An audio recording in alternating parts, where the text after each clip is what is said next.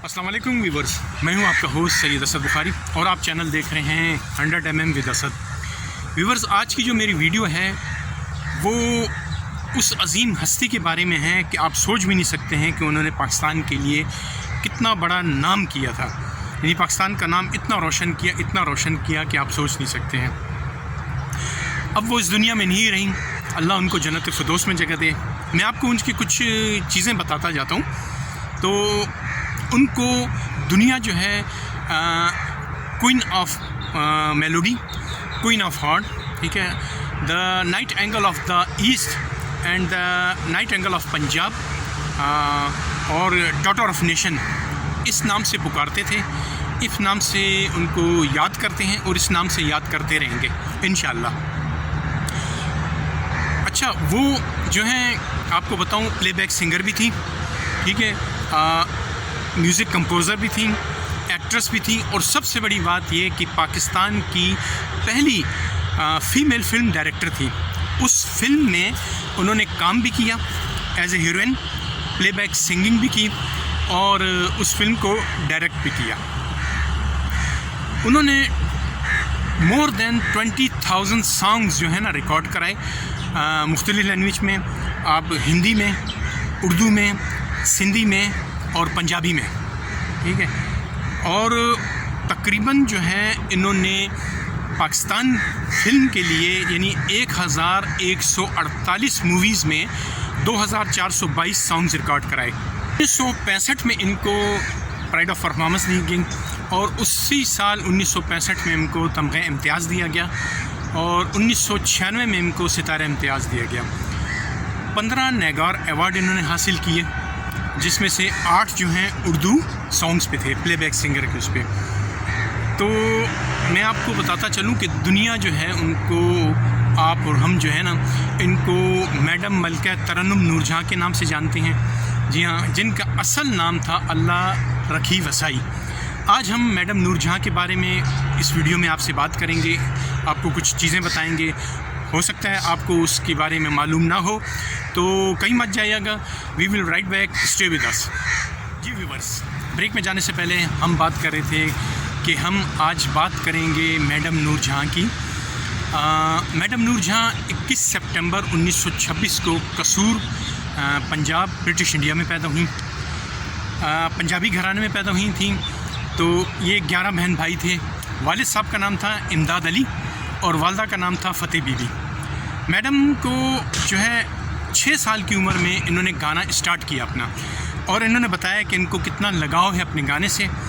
और इनका लगाव देख के तो इनके वालिद साहब ने जो है ना इनको उसके उस्ताद ग़ुलाम मोहम्मद साहब के हवाले किया कि इनको जो है ना सिखाएं, ट्रेनिंग दे। उस्ताद ग़ुलाम मोहम्मद साहब जो हैं इनको कलकत्ता लेके आ गए। 11 साल की उम्र में इनकी ट्रेनिंग शुरू हुई, जिसमें इन्होंने ठुमरी, ध्रुपद और ख़याल में इनको महारत हासिल की। जी, मैं आपको बताता चलूँ कि जब मैडम जो हैं 9 साल की थी तो उन्होंने अपनी तरफ एक, उस टाइम जो थे एक म्यूज़िशियन थे, पंजाबी म्यूज़िशियन थे, बहुत बड़ा उनका नाम था, ग़ुलाम अहमद चिश्ती साहब थे, ग़ुलाम अहमद चिश्ती साहब। तो उनकी तरफ अपनी मतवज्जो वगैरह कराई, तो जिसको देख के उस टाइम वो लिखते थे गज़ल वगैरह, नात और फोक म्यूज़िक वगैरह, फोक सॉन्ग्स वगैरह। तो अपनी तरफ मतवज्जो करा कि उन्होंने क्या किया कि इनको चांस दिया लाहौर स्टेज पे। तो बखूबी इन्होंने अपनी बहनों के साथ, अल्डर बहनें जो बड़ी बहनें थी उनके साथ इन्होंने वहाँ पे गाने भी गाए, सॉन्ग्स मतलब गाए और डांस वगैरह किया, एक्टिंग की। इनकी जो 2 बहनें थी, एक का नाम था ईदन बीबी और एक का नाम था हैदर बंदी, ठीक है, दोनों बहनों के साथ ही काम करती थी। तो उसके बाद 1930 में, हाँ 1930 में एक स्टेज के ऑनर थे दीवान सरदारी लाल। उन्होंने इनको ऑफ़र की कि आप हमारे साथ कलकत्ता चलें। तो इन्होंने घर वालों से इजाज़त वगैरह लेके, तो घर वालों ने कहा कि अकेली कहाँ जाएंगी। तो ये इनकी बहनें पूरा घर जो है ना मूव कर गया कलकत्ता, सिर्फ इसलिए कि इनका जो है ना फ्यूचर बन जाए। वहाँ पे इन्होंने जो है ना, वहाँ इनकी मुलाकात हुई कलकत्ता में मुख्तार जो है, मुख्तार बेगम, मुख्तार बेगम से, वो भी स्टेज की जो है ऑनर थी। उनके जो शौहर थे हशीर कश्मीरी, आगा हशीर कश्मीरी साहब, वो ऑनर थे। उन्होंने इनको जो है ना वो बहुत बड़ा स्टेज था, बहुत बड़ा स्टेज, यानी एक वो कह सकते हैं आप जिसमें तकरीबन हज़ार के करीब 1500 के करीब आदमी आ सकते थे। तो उन्होंने इनको चांस दिया, उसमें इन्होंने चांस दिया कि ये अपनी एक्ट वगैरह करें और वहाँ पे डांस वगैरह कर सकें, गा सकें। तो वहीं से जो है ना इनको जो है मैडम को जो है ना नाम अल्लाह वसाई से इनको बेबी नूरजहां, वहीं से इनको नाम मिला। फिर 1935 में के.डी. मेहरा जो थे डायरेक्टर थे पंजाबी फिल्मों के, तो उन्होंने क्या किया कि इनको एक मूवी थी पिंड की कुड़ी, ठीक है। ये अपनी सिस्टर के साथ इन्होंने काम किया और उसमें एक गाना भी इन्होंने गाया, लंग आजा पतंग चना ओ यारा, ठीक है। वो बहुत हिट हुआ, सॉन्ग बहुत हिट हुआ, फिल्म भी बहुत अच्छी चली। फिर 1936 में उन्होंने एक मूवी और थी मिस्र का सितारा, उसमें इन्होंने काम किया। फिर 1937 में हीर सयाल, जिसमें इन्होंने जो है ना हीर का रोल जो है ना एज ए चाइल्ड इन्होंने हीर का रोल किरदार अदा किया। फिर 1939 जो है ना 39 में एक मूवी थी गुल बकोली, पंजाबी मूवी थी गुल बकोली, उसमें इन्होंने जो है अपना गाना भी गाया और उस फिल्म में काम भी किया। ये जितनी फिल्में थी, जितनी मूवीज़ थी, ये जो है ना ये पंजाबी सारी कलकत्ता में बनी। कुछ अर्सा ये कलकत्ता वगैरह में जो रही, उसके बाद ये वापस आ गई लाहौर। तो वहाँ इनकी मुलाकात हुई गुलाम हैदर साहब, उस टाइम बहुत मशहूर म्यूजिशियन थे। तो उन्होंने इनके लिए जो है ना सॉन्ग्स वगैरह लिखे, तो इन्होंने गाया। वहीं से जो है ना इनको जो है ना बहुत ज़्यादा जो है ना हौसला अफजाई मिली, पॉपुलैरिटी मिली और इनका नाम हुआ। तो एक चीज़ और मैं आपको बताऊं कि मोहम्मद रफ़ी साहब की ख्वाहिश थी कि वो इनके साथ मैडम नूरजहां के साथ ना ड्यूट गाना गाएं, लेकिन इनकी ख्वाहिश वो पूरी ना हो सकी। वो 1980s में इस दुनिया से चले गए। अच्छा, जब ये हिंदुस्तान को छोड़ के जब ये जो हुई थी 1947 में हमारी अलहदगी, उसके बाद ये जब पाकिस्तान आई थी, तो फिर ये उसके बाद 1982 में दोबारा हिंदुस्तान गई थी। कोई वहाँ पे इनको बुलाया गया था, कोई वहाँ पे फेस्टिवल वगैरह था, तो इनको बुलाया गया था। तकरीबन कोई आप समझें कि 45 से 82, 30 और 32 35 साल बाद दोबारा ये हिंदुस्तान गई थी।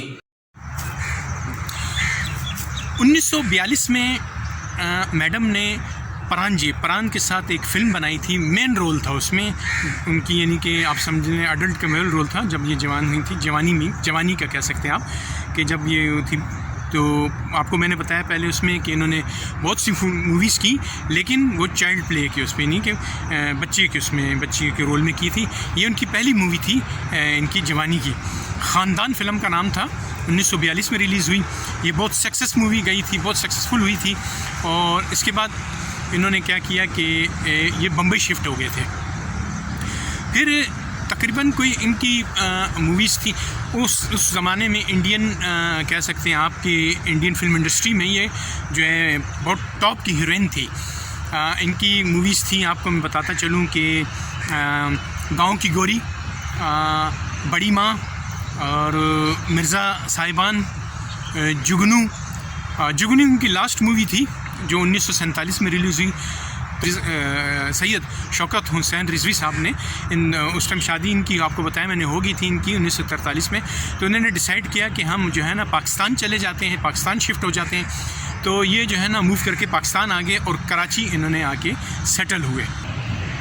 पाकिस्तान बनने के ठीक 3 साल बाद जब ये शिफ्ट हो गए थे 1947 में, तो 3 साल बाद इन्होंने, मैंने आपको बताया था, इन्होंने एक फ़िल्म डायरेक्ट की थी, बनाई थी। उसकी डायरेक्टर थी अपने हस्बैंड के साथ बनाई थी, सैयद शौकत हुसैन रिजवी साहब और मैडम नूरजहां ने। फ़िल्म का नाम था, आपको मैंने बताया था, चन्वे। और उसमें हीरो जो थे संतोष कुमार थे, उसमें हीरोइन जो थी मैडम नूरजहां थी।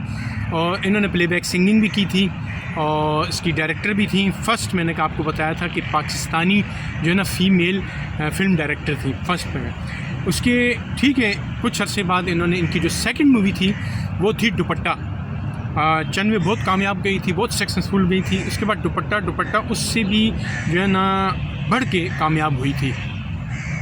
फिर 1953 की बात है, 53 और 54 की बात है कि इनके जो ताल्लुकात ख़राब हो गए सईद हुसैन रिजवी साहब के साथ, तो इनकी आपस में क्लैशेस, कुछ प्रॉब्लम क्रिएट हुए, तो इन्होंने क्या किया कि इनसे तलाक़ ले ली। फिर उनसे सैयद शौकत हुसैन रिजवी साहब से इनके 3 बच्चे हैं। उसके बाद इन्होंने 1959 में दूसरी शादी की।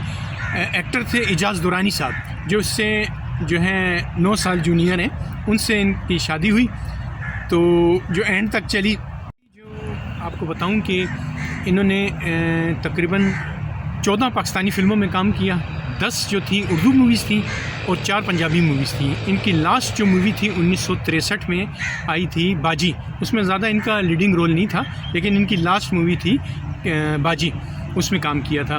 तो 1900 आप लगाएं हिसाब, 1930 से लेकर 1963 तक, तो इन्होंने 33 साल फिल्म इंडस्ट्री को दिए। वक्त के साथ साथ मैडम को जो है बीमारियों ने आ घेरा, तो आपको पता है एज फैक्टर होता है। 1986 में जब ये अमेरिका के दौरे पे थी, तो इनको वहाँ एंजाइना पेक्टोरिस हुआ, यानी एक बीमारी है जहाँ दिल जो होता है ना, इस पे जो है ना एंजाइना पेक्टोरिस, उनको जो हल्के जो है ना झटका महसूस होता है, दर्द होता है, तो ज़्यादातर अक्सर रात को होते हैं। तो एंजाइना पेक्टोरिस हुआ, तो इन्होंने बाईपास भी वहाँ पे अमेरिका में कराया, इन्होंने बाईपास कराया, लेकिन उस बाईपास के बाद भी जो है इनको वो बीमारी ना छोड़ सकी। उसके बाद उनकी बेटी ने बोला कि इनको जो है ना क्रॉनिक किडनी डिजीज़ हो गया था, जिसकी वजह से ये डायलिसिस पे चली गई। तो बल आखिर ये आगा खान हॉस्पिटल में दाखिल थी।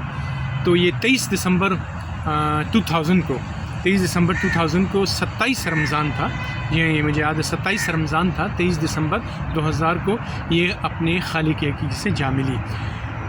और बस अल्लाह ताला उनको जन्नतुल फिरदौस में जगह दे।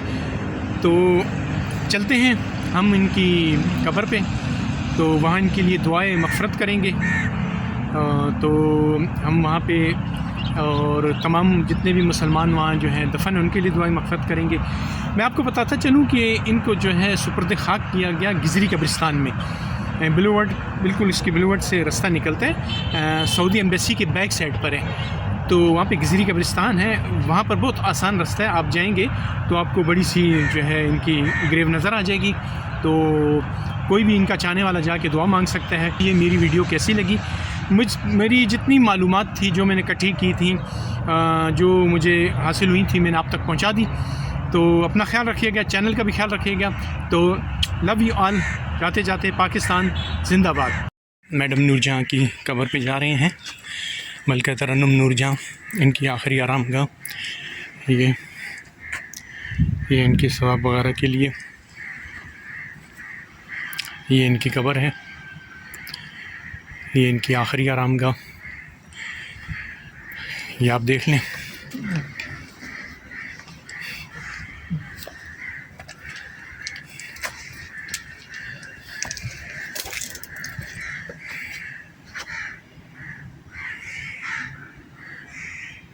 मैं उधर से आता हूँ, कोशिश करता हूँ, यहाँ ज़्यादा कब्रें हैं। ये इनकी आखिरी आरामगाह है, ये देखें, ये कब्रिस्तान, ये सारा कब्रिस्तान शहर खामोशान देखें।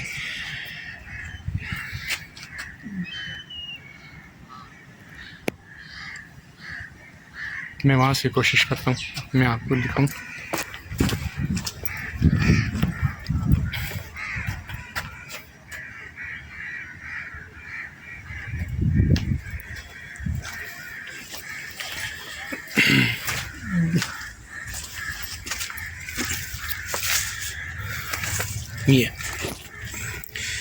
ये है इनकी आखिरी आरामगाह। ये जब आप आएंगे गिजरी में ब्लूवर्ड से, तो वहाँ पे किसी से भी पूछ लीजिएगा कि लाइन 6 किधर है। लाइन 6 से जब आप ऊपर की तरफ आएंगे, फिर 911 शौकत मस्जिद जो है ना, ये याद रखिए, शौकत मस्जिद के साथ ही, बिल्कुल साथ ही इनकी कब्रिस्तान है।